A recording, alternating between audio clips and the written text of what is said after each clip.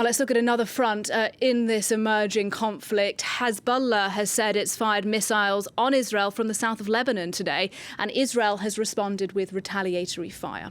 Lebanese media is reporting that 2 civilians on their side of the border have been injured today.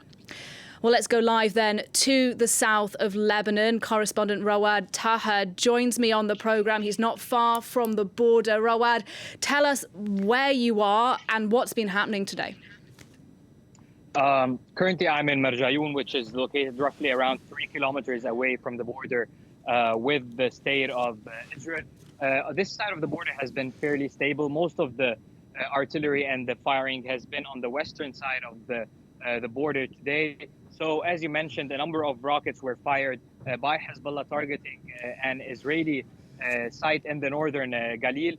Israel has retaliated with strikes and shelling that targeted the outskirts of a Lebanese town. However, a number of homes were damaged and the report of 3 injuries up until this moment. However, for the last couple of hours after that incident, the border has returned to stability. So this is what we've been seeing over the past few days.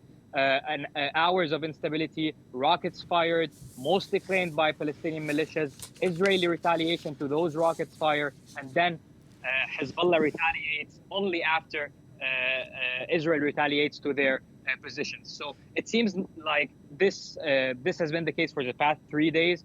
Not any wide escalation, but of course it's a very tense situation. And as you see behind me, not a lot of people on the street, not a lot of car movement. So a lot of people in the towns bordering Israel have left the area.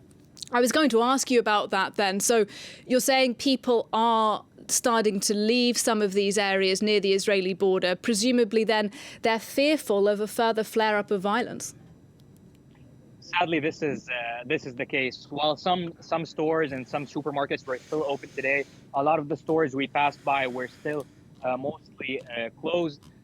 The border towns are usually the towns of which people have already started leaving gradually over the past 3 days. So I think after the first incident, everyone thought it was just one incident and there won't be a spillover. But with this continuous round of incidents over the past 3 days, a lot of people have decided to leave. This is only the case for the towns that are very close to the border. The rest of the towns in southern Lebanon are still fully functional, if I may say.